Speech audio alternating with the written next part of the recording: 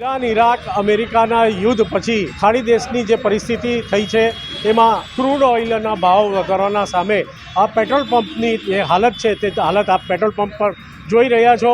વાપીના petrol pump પર આજે લાંબી લાઈન કતાર જોવા મળી રહી છે। આ પેટ્રોલ પંપ માટે અવારનવાર કેટલા લોકો લાઇનમાં હોતા હોય છે। ઊભા રહેવાનું કારણ પરિસ્થિતિ પેટ્રોલ નથી મળી રહ્યું। કેટલાક પેટ્રોલ પંપ ઉપર મોટી લાંબી લાઈન છે, તેમજ ઘણા પેટ્રોલ પંપ ઉપર પેટ્રોલ નથીના બોર્ડ પણ મારવામાં આવ્યા છે। ત્યારે આપણી સાથે કેટલાક પેટ્રોલ ભરવા આવેલા લોકોની સાથે આપણે ચર્ચા કરશું। કેટલા વખતથી તમે આ લાઈનમાં ઊભા છો? અડધો કલાક થઈ ગયો સાહેબ, અડધો કલાક થઈ ગયો। કેટલા પેટ્રોલ પંપ ઉપર તમે રાઉન્ડ મારી બે આ બીજો પેટ્રોલ પંપ છે। શું કહેશો? પેટ્રોલ નથી મળતું સરકારને શું અપીલ કરો?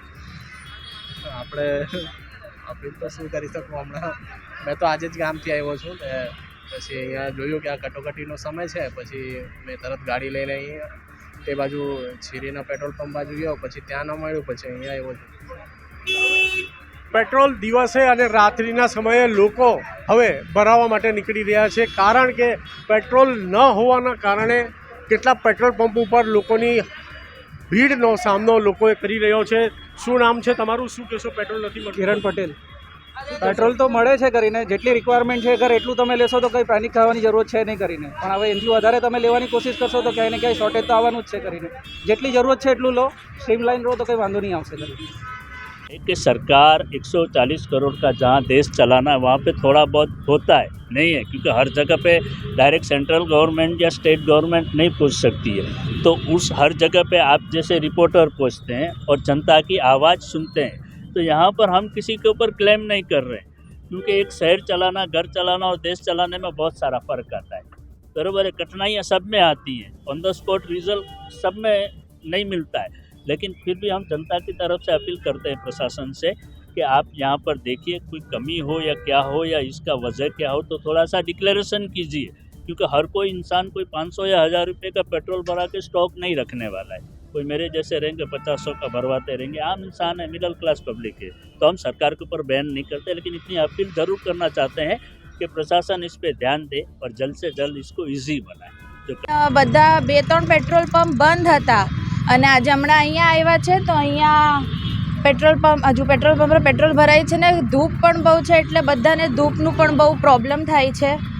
એટલે એવું છે કે પેટ્રોલની અછત નથી, 60 દિવસનું રિઝર્વ છે પેટ્રોલ, તો આ પરિસ્થિતિ જોઈને તમને શું લાગે છે? આ પરિસ્થિતિ આમ આપણે આમ જોવા જઈએ તો કંઈ ઇમ્પોર્ટન્ટ હશે તો જ એ લોકોએ પેટ્રોલ પંપ પેટ્રોલ વાપરવાનું ઓછું કીધું હશે। આવું તો નથી કે સરકાર જાણી જોઈને આપણે એને આવું શું કહેવાય પબ્લિકને ત્રાસ આપે છે। કંઈ ઇમ્પોર્ટન્ટ કામ હોય કે કંઈ પ્રોબ્લેમ આવી હોય એટલે જ આવું બધું થાય। તમને નથી લાગતું પણ કે સરકારે પહેલેથી આવી યોજના કરવી જોઈતી હતી? સરકારે કંઈ સોચીને જ આવું કર્યું હશે। જે યોજનાઓ છે એ ઘણી બધી યોજનાઓ બહાર કાઢી છે, પણ એ હવે અચાનકથી કોઈ પણ પરિસ્થિતિ આવી જાય છે, એના માટે ઘણીવાર સરકાર પણ તૈયાર નહીં હોય છે। છેલ્લા 2 મહિનાથી ને થોડું સારું નથી તબિયત, એટલે ને पेट्रोल અમારું એકદમ જ કમ છે, मतलब एक दांडी કઈ જ નથી, એટલે ભરાવા આવ્યા છે। सर मैं 4 पेट्रोल पंप खोजा छिरी में और तुम्हारा इधर चेक पोस्ट साइड में कोई पेट्रोल पंप पे पेट्रोल नहीं है। एक जगह मिला, खाली 100 रुपये का दिया, उससे ज़्यादा पेट्रोल दे ही नहीं रहा। मैं हूँ स्विगी राइडर, अभी किधर से मैं डिलीवरी करेगा? अभी भी मेरे पे ऑर्डर फंसा हुआ है, मैं यहाँ पे खड़ा हूँ, ऑर्डर लेके कैसे ऑर्डर पहुँचाऊँ? अपने मालिक को बता रहे हो कि नहीं? मैंने वीडियो डाला हूँ स्विगी ऐप पे, अभी देखो उससे क्या रिस्पांस मिलता है। ये कम से कम 3-4 रोज हो गए, इधर पेट्रोल नहीं बराबर मिल रहा है। आपका क्या मानना है? क्या खाएंगे, क्या पिएंगे, क्या इधर में समझ में नहीं आता है। कोई काम करे तो कैसे करे?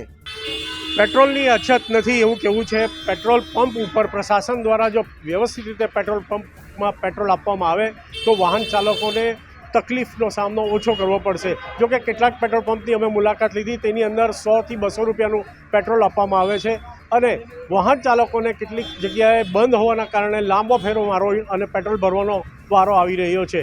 વલસાડથી કૌશિક જોશી, ગુજરાત તક।